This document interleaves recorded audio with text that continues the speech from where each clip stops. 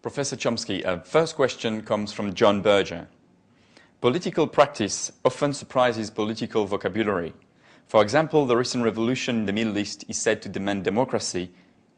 Can we find more adequate words? Isn't the use of the old and frequently betrayed words a way of absorbing this shock instead of welcoming it and transmitting it further? Well, just to begin, I think the word revolution is a bit of an exaggeration.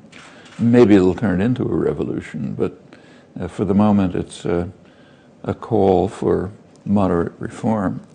There are elements in it, like the workers' movement, that are trying to move beyond that, but that remains to be seen. However, his point is correct, but there's no way out of that. It's not just the word democracy, it's every word that is involved in discussion of political affairs has two meanings. It has its literal meaning, has a meaning that's assigned to it for political warfare, for ideology, for doctrine. So either we stop talking or we try to use the words in a sensible way. And it's not just democracy. It's, take a simple word like person. Sounds simple. Take a look at it. In the United States, it's quite interesting. The United States has guarantees of personal rights that go beyond maybe any other country. But have a look at them. The amendments to the Constitution state very explicitly that no person can be deprived of rights, lists the rights, without due process of law. Well, that was, it reappears in the 14th Amendment, it was in the 5th Amendment, and it was intended to apply to freed slaves, but it's never been applied to them. The courts narrowed the meaning and broadened the meaning, crucially. They broadened the meaning to include corporations, fictitious legal entities established by state power. So they were given the rights of persons, by now rights way beyond persons. On the other hand, it was also narrowed because the term persons, you might think, would apply to those creatures walking around who do the dirty work in the society, but don't happen to have documents. And that wouldn't do, because they must be deprived of rights. So the courts, in their wisdom, decided they're not persons. The only persons are people with citizenship. So now non-humans, corporate entities, like the Barclays Bank meeting next door, they're persons with rights way beyond persons, humans. And the people, sweeping the streets are not persons. They don't have rights. And the same is true at just about every term you look at. So take, say, free trade agreements. For example, there's a North American free trade agreement, Canada, the United States, and Mexico. The only accurate term in that is North American. It's certainly not an agreement, at least if human beings are part of their societies, because the population in all three countries was against it. So it's not an agreement. It's not about free trade. In fact, it's highly protectionist. Tremendous protections for monopoly pricing rights for pharmaceutical corporations and so on. A lot of it isn't about trade at all. In fact, what we call trade is a kind of a joke. So, for example, in the old Soviet Union, if parts were manufactured, say, in Leningrad and shipped to Warsaw for assembly and then sold in Moscow, we didn't call that trade, although it did cross national borders. It was interactions within a single command economy. And exactly the same is true if General Motors manufactures parts in Indiana, sends them to Mexico for assembly, and sells them in Los Angeles. But we call that trade both ways. In fact, if you look at the trade, it's about 50% of it, not small. And a lot of the agreement is just about investor rights, say granting General Motors the rights of national companies in Mexico, for example, which Mexicans, of course, don't get in the United States. And you pick the term you want. you're going to find exactly the same thing. So yes, that's a problem, and we get around it by trying to be clear about the way we use our own terminology. Second questions come from award-winning journalist Chris Hedges. Julian Benda, in The Treason of Intellectuals, argued that it is only when intellectuals are not in the pursuit of practical aims, of material advantages, that they can serve as a conscience and as a corrective. Can you address the loss of philosophers, religious leaders, writers, journalists, artists, and scholars whose lives were once lived in direct opposition to the realism of the multitudes, and what this has meant for our intellectual and moral life?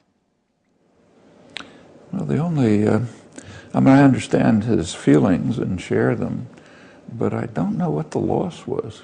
When was it ever true? At no time that I can remember. The term intellectual came into pretty common usage in the modern sense at the time of the Dreyfusards. They were a small minority, a small vilified minority. The mass of intellectuals supported state power.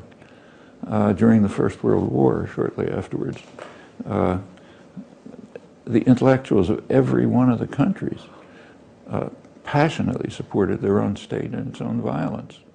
Now, there were a handful of exceptions, like Bertrand Russell in England, or Rosa Luxemburg and Karl Liebknecht in Germany, or Eugene Debs in the United States. They were all in jail. They were a margin, they were imprisoned. Yeah, so yes, they were there. In the John Dewey circle, the liberal intellectuals in the United States, passionately pro-war, there was one member, Randolph Bourne, who didn't go along with it. He wasn't put in jail. The United States is a pretty free country. But he was thrown out of the journals, you know, intellectually exiled and so on. That's the way it's always been. During the, say, 1960s, big activist period, you take a careful look. Intellectuals were very supportive of Martin Luther King and the civil rights movement as long as he was attacking somebody else. As long as the civil rights movement was going after racist sheriffs in Alabama, that was wonderful. You know, everybody praised it, you know, big high rhetoric and so on. As soon as he turned to class issues, he was marginalized and suppressed. People tend to forget that he was killed when he was taking part in a sanitation worker strike and on his way to Washington to help organize a poor people's movement. Well, that crosses the boundary. That goes after us. That goes after privilege in the North and so on. So the intellectuals disappeared. With regard to the Vietnam War, it was exactly the same thing. There was almost no, among known, you know, there was of course people on the fringes, there were young people and so on. But among you know, well-known intellectuals, practically nothing. At the very end, after the Tet Offensive in 1968, when the business community turned against the war, then you started getting a drifting of people saying, yes, I was always a long-time anti-war activist, no trace of it or whatever. But that's, in fact, you can take this back to the earliest history. Go back to classical Greece. Who drank the hemlock? A guy who was accused of corrupting the youth of Athens with false gods. Take the biblical records. They didn't have the term intellectual, but they had a term which meant what we mean by intellectual. It's called prophet. It's a bad translation of an obscure Hebrew word. Well, there were so-called prophets, intellectuals, who carried out geopolitical critique, you know, condemned the king for bringing about disaster, condemned the king's crimes, called for mercy for widows and orphans, and so on. What we would call dissident intellectuals. How are they treated? They were denounced as haters of Israel. It's the exact phrase that was used. It's the origins of the phrase self-hating Jew in the modern period. They were imprisoned, driven into the desert, and so on. There were intellectuals who were praised, the flatterers at the court. Centuries later, They were called false prophets, but not at the time.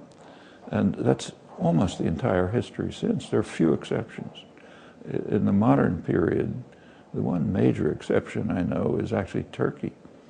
It's the only country I know where leading prominent artists, academics, journalists, publishers, very broad range of intellectuals, and not only condemn the crimes of the state, but are involved in constant civil disobedience against them, facing, often enduring, pretty severe punishment. I have to laugh when I come to Europe and hear people complaining about how the Turks aren't civilized enough to join our advanced society. You could learn some lessons from Turkey, but that's pretty unusual. In fact, it's so unusual that it's barely known. You can't bring it up. But aside from the word loss, I think Chris Hedges' comments are accurate, but I just can't perceive any loss. I think it's about the same as it's always been. And in fact, the way dissident intellectuals are treated, of course, does vary. So in the United States, let's say, maybe they're vilified or something. In the old Soviet Union, say in Czechoslovakia in the 1960s and 70s, they could be imprisoned, like Havel was in prison. If you were in American domains at that time, like El Salvador, you get your brains blown out by an elite battalion trained in the U.S. Special Warfare School. So yes, people are treated differently, depending on the country. Third question comes from Israeli journalist Amira Hass. Have the uprisings in the Arab states made you change, revise some of the past evaluations? Have they and how affected your notions of, for example, masses, hope, Facebook, Western intervention, or surprise? Well, actually, Amira and I met in Turkey a couple of months ago, had a couple of hours chance to talk, and neither of us, and maybe she did, if she did it was a secret, I certainly didn't anticipate anything that was going to happen in the Arab world. So yes, it changed my opinion in that respect. It was unexpected. On the other hand, when you look back at it, it's not that different from what's happened before, except that in the past, the uprisings were brutally suppressed. And indeed, they were this time too. So the first of the uprisings was actually in November. That was in the Western Sahara, which is occupied by Morocco. 25 years ago, Morocco invaded. It's violated UN resolutions. It's a brutal occupation.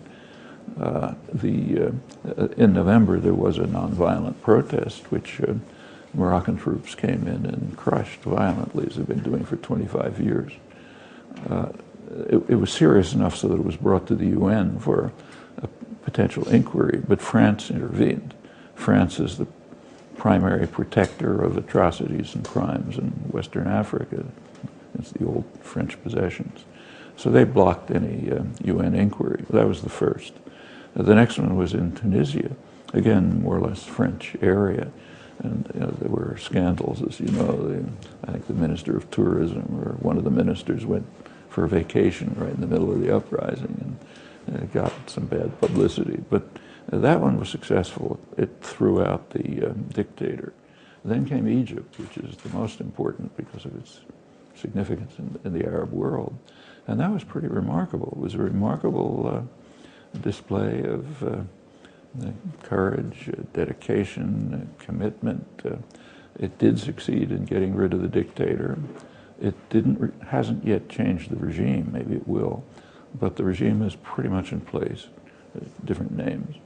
But it's nothing new. That uprising, the January 25th uprising, it was led by young people who call themselves the April 6th movement. Well, April 6th has for a reason. April 6th, they picked the name because it was the date of a major strike action a couple of years earlier at the Mahala textile complex, big industrial complex. There was supposed to be a major strike, support activities and so on. Well, they were crushed by violence. That's April 6th, and that's only one of a series. Incidentally, shortly after the crushing of the April 6th uprising, President Obama came to Egypt to deliver his famous address, outreach to the Muslim world and so on. On his way, he was asked at a press conference whether he would say anything about the authoritarian government of President Mubarak. And he said no, he wouldn't. He said Mubarak's a good man, he's doing good things, he's keeping stability, like crushing the April 6th strike and so on, so that's just fine. Then the uprisings went beyond. The most striking one is Bahrain. That's frightening to the West. First of all, because Bahrain hosts the Fifth Fleet, the major military force in the region, U.S. fleet. Second, because it's largely Shia, and it's right across a causeway from eastern Saudi Arabia, which is majority Shiite, and happens to be where most of the oil is. Now that gets frightening. For years, Western planners have been concerned about a kind of a geographical and historical accident. Most of the world's oil is in Shiite areas, right around that part of the Gulf, Iran, southern Iraq, and eastern Saudi Arabia. Well, if the uprising in Bahrain spreads to Saudi Arabia, then Western power is really in trouble. And in fact, Obama has changed the rhetoric of that's used officially for the talk about the uprisings. For a while it was regime change. Incidentally, that's after the uprising succeeded. Then you kind of move in and say, oh, it's fine. Now it's regime alteration. We don't want any change. It's too valuable to have our dictators run things.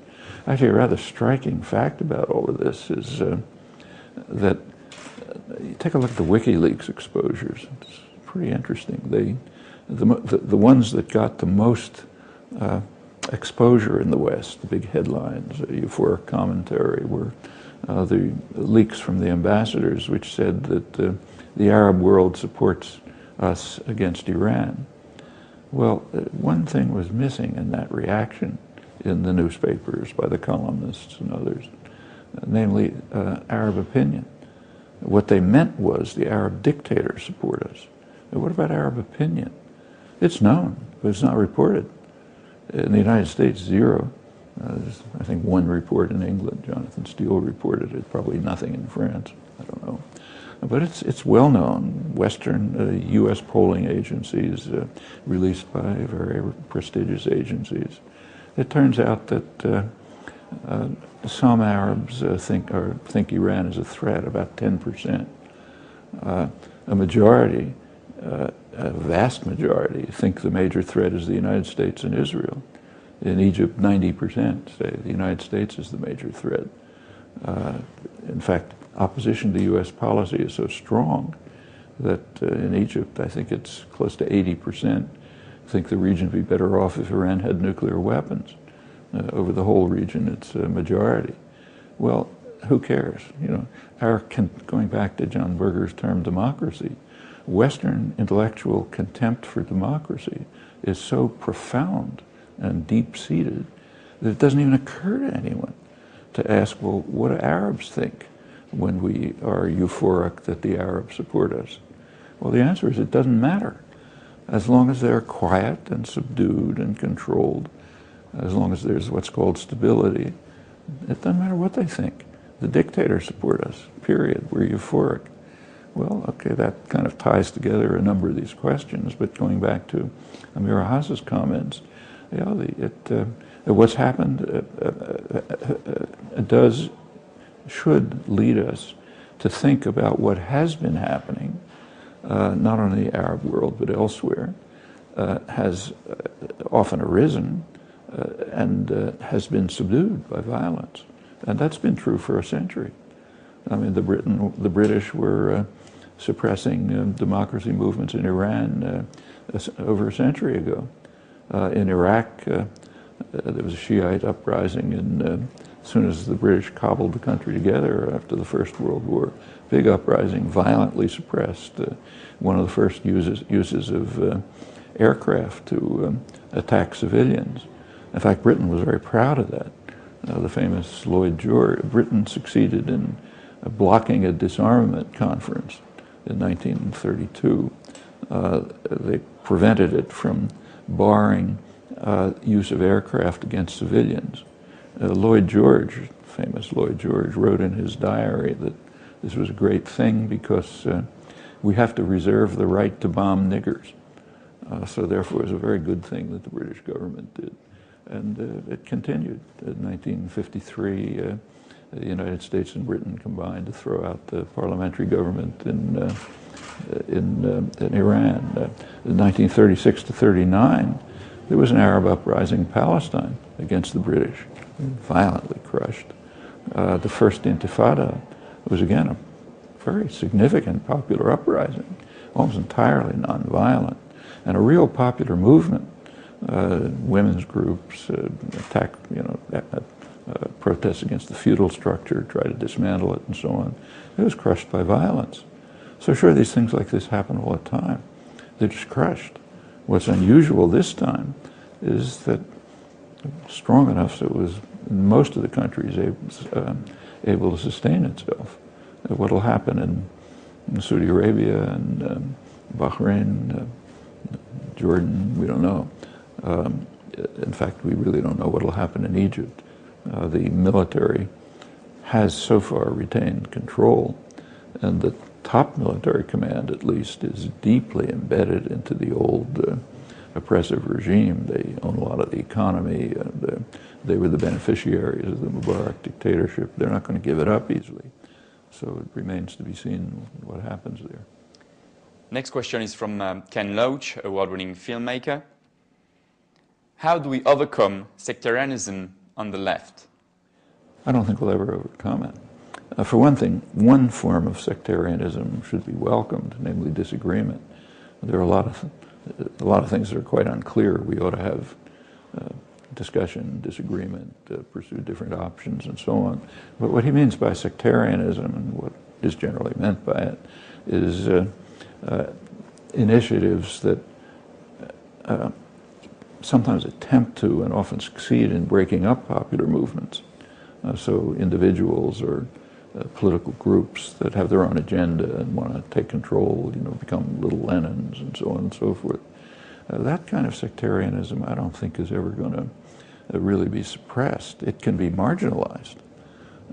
So for example, during the uprisings in the Arab world, say Egypt, Tahrir Square, it was surprisingly little sectarianism. There were many different points of view, but there was a unity and a common goal. And it's beginning to fall apart, unfortunately. So just yesterday, there was a women's demonstration calling for women's rights. It was attacked it's a very sexist society, and the women were attacked and driven out.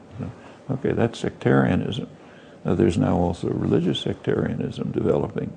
I mean, when a common goal is no longer sort of uniting people in a struggle, then you do get sectarianism. And that's the way to bring people together. So for example, in the labor movement, the American, say in the United States, same elsewhere, but in the United States, the labor has often been extremely racist. Not necessarily just against blacks. For example, Irish in the late 19th century were treated very much like blacks. I mean, you could walk around Boston and see signs saying no dogs or Irish allowed and so on. What were called Huns, that meant anybody from Eastern Europe. Bitter racism against the Huns, against the Italians, it goes all the way back. But when the strike waves began in the late 19th century, and they really became significant in places like the coal and steel centers in western Pennsylvania, working for people took over cities and ran them. At that point, the sectarianism disappeared, the racism disappeared. There was unity to achieve something. And the same was true in CIO organizing in the 1930s. It overcame, racism against blacks. They worked together. That's the only way to do it that I know. Same happened in the civil rights movement. If you've got a common goal, then you can combine in trying to achieve it. Then sectarian efforts are marginalized. They don't disappear. There's still people hanging around the periphery. And maybe if the motive and commitment declines, they may begin to take over, as we're beginning to see in Egypt. But I don't know of any other way to do it. Next question is from Paul Laverty, close associate to Ken Loach and also award-winning screenwriter. There has probably never been a time where there has been such concentration of wealth and power in so few hands. The powerful are sophisticated in maintaining this state of affairs, but perhaps we use this too as an excuse to hide our shortcomings on the left. What do you think has been lacking in our imaginative effort to build a mass international campaign to democratize resources and challenge corporate power?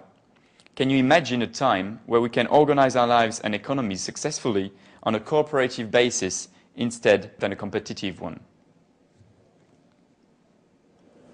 Certainly can imagine it, and in fact there have been successful experiments with it, some of them right now.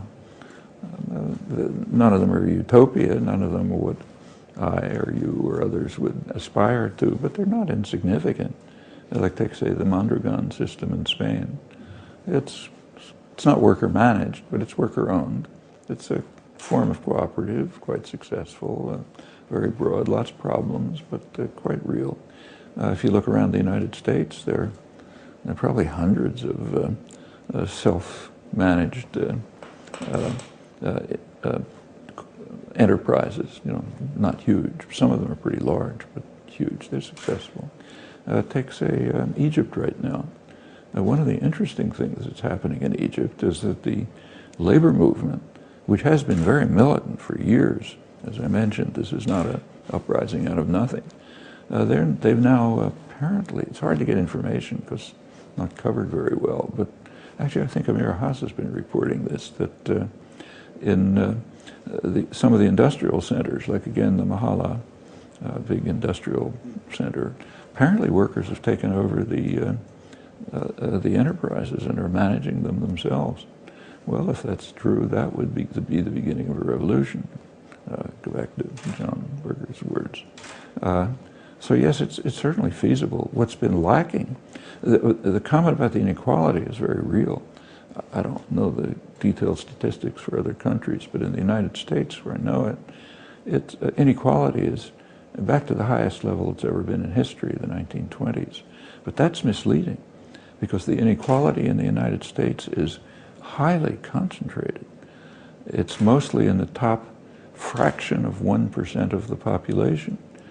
You take a look at the income distribution, it goes very sharply up towards the high end, and literally 1/10 of 1% of the population now has extraordinary wealth. In fact, that's driving the inequality. If you take that part away, it's unequal, but not totally out of sight. Who are they? They're hedge fund managers, CEOs, bankers, and so on. Well, something quite significant has been happening. Since the 1970s, the economy has changed significantly. It's been financialized. You go back to, say, 1970, financial institutions, banks, investment firms, were a small percentage of corporate profits. At the peak, now, in 2007, they reached 40%. They don't benefit the economy. In fact, they probably harm the economy. There's no essential social utility to them, but they're powerful. And they, with economic power, comes political power, pretty obvious reasons. So they have gained extensive political power. For example, it's financial institutions that put Obama into office pretty much. That's where most of his funding came from. With political power comes the opportunity to modify the legislative system, and they've been doing it. So since the 1980s mainly, fiscal policies have been changed, say tax policies, to ensure rapid concentration, very high concentration of wealth. Rules of corporate governance have been changed. They allow, for example, the CEO of a corporation to select the board that determines his salary. Well, you can imagine what the consequences of that are. Actually, you read them in the front pages of the newspapers every day about the huge bonuses being given to management. That's where that comes from. The regulation has collapsed with very striking effects. New Deal regulation.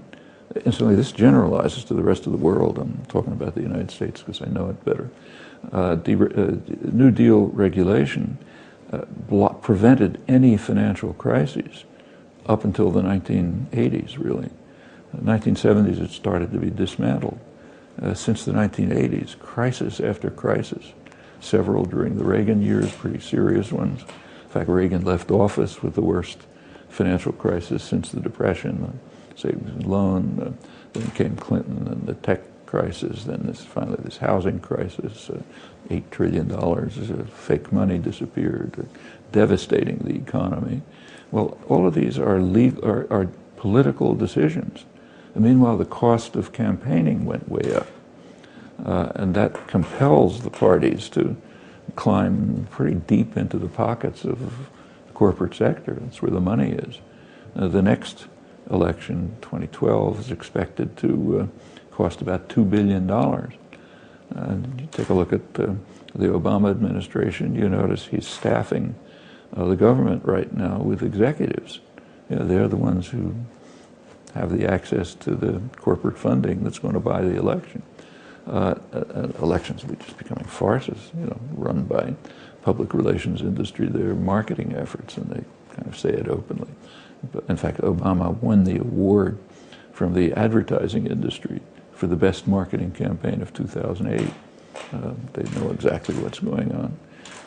Well, all of this is a kind of a vicious cycle. Increased concentration of wealth, increased political power. It acts to further increase wealth. Why is there no reaction? Actually, there is a reaction. Right now, for the first time, what's going on in Wisconsin is a very significant reaction. There are tens of thousands of people in the streets, day after day, with a lot of popular support, maybe 2/3 of the population supporting them. They're trying to defend labor rights, the right of collective bargaining, which is under attack. I mean, the business world understands very well that the one barrier to this total corporate tyranny is the organized workers' movement. So that's got to be destroyed.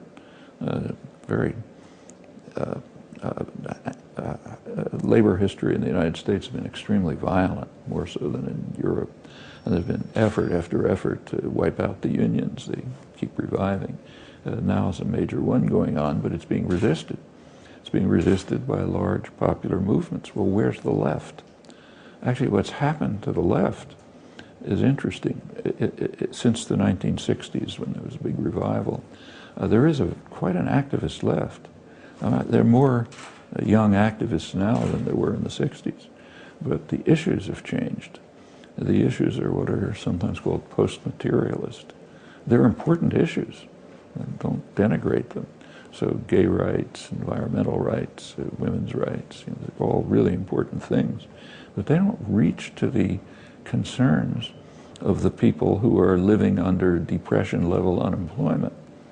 They don't reach to the 20% of the population, roughly, who need food stamps. There hasn't been that kind of outreach and organizing. So when the protests started in Wisconsin a couple of weeks ago, there was practically no left initiative. I mean, a couple of well-known figures came in to give talks, but it was not organized by the left groups who ought to be right at the heart of it. It's there, and it better come, or else we're in bad trouble. But while left activism is significant, very significant, it's pretty much divorced from the daily struggles for survival and a decent life of most of the population. And that's a gap that has to be overcome somehow. Last question is from Alice Walker, award-winning author.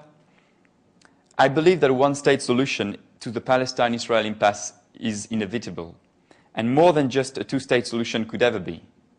This is because I don't believe Israel will ever give up trying to control Palestinians, whether citizens of Israel or those living in the occupied territories. Under a two-state solution, there would be Israel and a Palestinian Bantustan. I have been struck by your dismissal of the one-state idea as something almost absurd, and would like to understand why you see it this way. Is there no hope that Israelis and Palestinians might live together as white and black people do after the fall of apartheid in South Africa? It's an interesting question.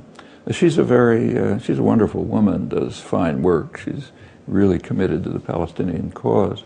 But the question tells you something about the recent Palestine solidarity movement. I mean, if I had asked her, let's say, why do you think it's absurd to try to advocate for civil rights for blacks in the United States, she'd be nonplussed. She's devoted a lot of her life to that. In fact, the only possible response would be, what planet are you coming from? That's what I've been doing all my life. That's exactly the same here. It's now about 70 years that I've been advocating for what in the recent reincarnation is called a one-state settlement. A one-state settlement, notice, not solution. A one-state settlement used to be called a binational settlement. And if you think about it, yes, it'll have to be binational settlement. So that's what I was, when I was a young activist in the 1940s, opposed to a Jewish state. That was what we were struggling for, a binational state, a one-state settlement. And that's continued without a break. And it's kind of hard to miss. Since the 1960s, a series of books, huge number of articles, constant talks all the time, thousands of them, interviews, all the same, trying to work for a binational settlement, opposition to a Jewish state. Done a ton of work on this, activist work, writing, and so on. But it's not just a slogan, and I think that's why somebody like Alice Walker doesn't know it. It's not just a slogan, let's all live together happily. It's trying to look at the problem seriously. If you're serious about it, you ask, how do we get there? You ask, what are the steps that'll take us there? Not just, wouldn't it be nice if we had peace? That's easy. How do we get there? Well, that depends on circumstances, like all tactical choices. So in the pre-1948 period, it was straightforward. It said, we don't want a Jewish state. Let's have a binational state. 48 to 67, you couldn't sensibly take that position. You're talking to yourself. In 1967, it opened up again. There was an opportunity in 67 to move towards some kind of a federal system, which could then proceed further to closer integration, maybe become a true binational and secular state. And in fact, at that time, 67 on, I was writing about it all over the place. Like I said, books, articles, interviews, and so on, up till about 1975. 1975, Palestinian nationalism crystallized and appeared on the agenda, and the PLO turned to a two-state settlement, the huge, overwhelming international consensus by that time for two-state settlement in the form that everyone knows. 67 to 75, it was possible to advocate for it directly, and it was anathema, hated, denounced, because it was threatening. It was threatening because it could be fulfilled, and that would harm policy formation. So, if it was noticed at all, it was denounced and vilified. 75 on, you can still maintain the position, but you have to face reality. It's going to have to be achieved in stages. And there's only one proposal that I've ever heard, other than, let's all live in peace together. The one proposal that I know is, glad to listen if there's another one, is begin with the international consensus, two-state settlement. It would reduce the level of violence, cycle of violence. It would open up possibilities for a closer interaction, which already to some extent takes place, even in today's circumstances, commercial, cultural, other forms of interaction, that could lead to erosion of boundaries. It could move on to closer integration, and maybe something like the old concept of a binational state. Now, I called it a settlement because I don't think that's the end of the road. I don't see any particular reason to worship imperialist boundaries. So, like when I was, my wife and I, back when we were students, were backpacking up in northern Israel and happened to cross into Lebanon because there's no marked border. You know, somebody finally yelled at us and said, "You better get back." But why should there be a border there? It was imposed by British and French violence. You should move towards a closer integration of the whole region. No state settlement, if you want the word. And there's plenty wrong with states anyway. Why should we worship state structures? They should be eroded. So it's a step, it's a series of steps. Now, if anyone can think of another way to get there, then they ought to tell us. We could listen to it and talk about it. But I don't know of any other way. So what you end up with, at least I end up with, what I've been writing and speaking about, is something that's too complex to put on a Twitter message. And in this age, that means it doesn't exist. You have to support both the two-state and the one-state solution, settlement, not solution. You support both of them, because one of them is the path to getting to the other. If you don't make the first move, you're not going to get anywhere. Now, Alice Walker says Israel won't accept a two-state settlement. Yeah, she's right. A fortiori is not going to accept a one-state settlement. So if that argument has any force, her proposal is out the window. Mine too. And by the same argument, you could show there could never be an end to apartheid. White nationalists would never accept an end to apartheid, which was true. Okay, therefore let's give up the anti-apartheid struggle. Indonesia would never give up East Timor. In fact, the generals said so loudly. It's our province, we're going to keep it. And that would have been true if actions were taken in a vacuum. But they're not taken in a vacuum. There are other factors involved. And one factor, which is significant, and in fact in these cases decisive, is U.S. policy. Well, that's not graven in stone. When U.S. policy shifted on Indonesia and East Timor, it literally took one phrase from President Clinton to get the Indonesian generals out. At one point he said, "It's over." They withdrew. In the case of apartheid, it's a little more complicated. Cuba played a big role. Cuba drove South Africans out of Namibia, for example, and protected Angola and so on. That had a big impact. But it was when the U.S. changed policy, around 1990, there was a change of policy. It was at that point that apartheid collapsed. Now, in the case of Israel, it's just the U.S. is decisive. I mean, Israel can't do anything except what the U.S. supports. It gives diplomatic, military, economic, ideological support. If that prop is pulled out, they do what the U.S. says. In fact, that's happened over and over. So yes, it's true that if they were acting in a vacuum, they'd never accept anything but what they're now doing.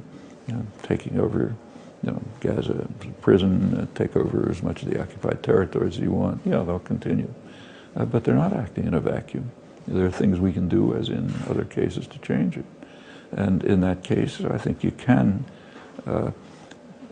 consider and even lay out a plan for a move towards a one-state settlement as a step towards something even better, which can go on. But as far as I can see, the only way to do that is by supporting the international consensus as a first step. A step to be a prelude to further steps. And that means very concrete actions. We don't have to talk about, we don't have to have a seminar in which we discuss abstract possibilities. There are very concrete moves that can be made. So for example, withdrawal of the IDF, the Israeli army, from the West Bank. That's a concrete proposal. And there are steps that can be taken to implement it. For example, Amnesty International, which is hardly a revolutionary organization, called for an arms embargo on Israel. Well, if the United States and Britain, France, others could be, if the public could compel the governments to accept that proposal as an arms embargo unless you pull your army out of the West Bank, that would have an effect. Other actions can too. If the army's pulled out of the West Bank, the settlers are going to go with them. They'll climb into the lorries provided to them and move from their subsidized homes in the West Bank to subsidized homes in Israel, just like they did in Gaza when they got the order. Some will probably remain, but that's okay. They want to remain in a Palestinian state. That's their business. So there are quite concrete things that can be done. It's not going to be like snapping your fingers, but not beyond the kinds of things that have happened elsewhere when policy of the great powers changed, primarily the U.S. Professor Chomsky, thank you very much. Because the term persons, you might think, would apply to those creatures walking around who do the dirty work in the society, but don't happen to have documents. And that wouldn't do, because they must be deprived of rights. So the courts, in their wisdom, decided they're not persons. The only persons are people with citizenship. So now non-humans, corporate entities, like the Barclays Bank meeting next door, they're persons with rights way beyond persons, humans. And the people sweeping the streets are not persons. They don't have rights. And the same is true at just about every term you look at. So take, say, free trade agreements. For example, there's a North American free trade agreement, Canada, the United States, and Mexico. The only accurate term in that is North American. It's certainly not an agreement, at least if human beings are part of their societies, because the population in all three countries was against it. So it's not an agreement. It's not about free trade. In fact, it's highly protectionist.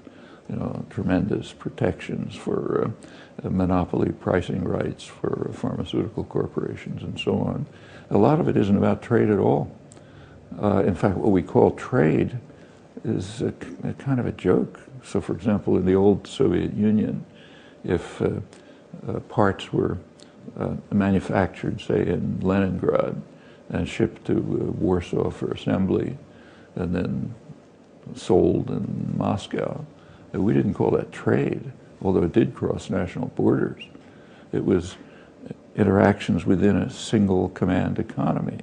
And exactly the same is true if General Motors manufactures parts in Indiana, sends them to Mexico for assembly, and sells them in Los Angeles. But we call that trade both ways. In fact, if you look at the trade, it's about 50% of it, not small. And a lot of the agreement is just about investor rights, say granting General Motors the rights of national companies in Mexico, for example, which Mexicans, of course, don't get in the United States. And you pick the term you want, you're going to find exactly the same thing. So yes, that's a problem, and we get around it by trying to be clear about the way we use our own terminology. Second questions come from award-winning journalist Chris Hedges.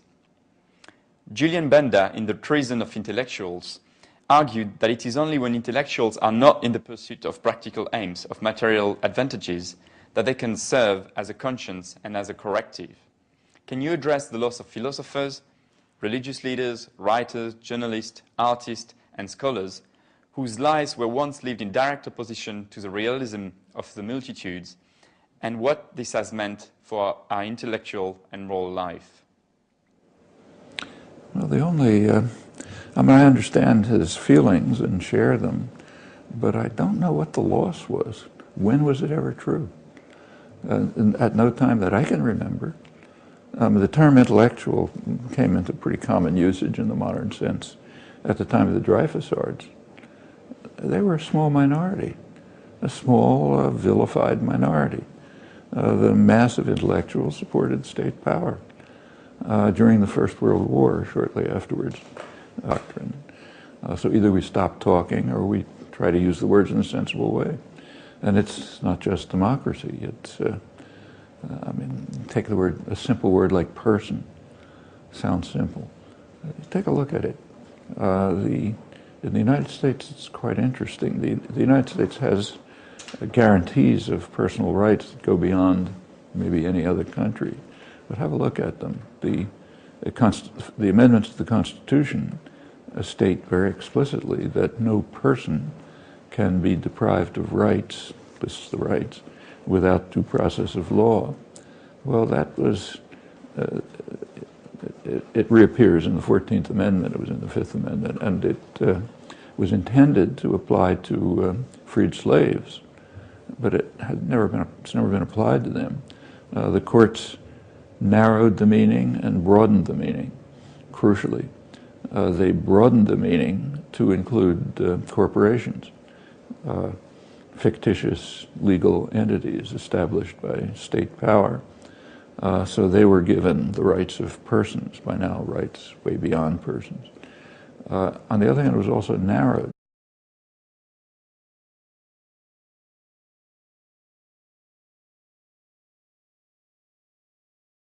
Professor Chomsky, first question comes from John Berger. Political practice often surprises political vocabulary. For example, the recent revolution in the Middle East is said to demand democracy. Can we find more adequate words? Isn't the use of the old and frequently betrayed words a way of absorbing this shock instead of welcoming it and transmitting it further? Well, just to begin, I think the word revolution is a bit of an exaggeration. Maybe it'll turn into a revolution, but for the moment it's a call for moderate reform. There are elements in it, like the workers' movement, that are trying to move beyond that, but that remains to be seen. However, his point is correct, but there's no way out of that. It's not just the word democracy, it's every word that is involved in discussion of political affairs has two meanings. It has its literal meaning, has a meaning that's assigned to it for political warfare, for ideology, for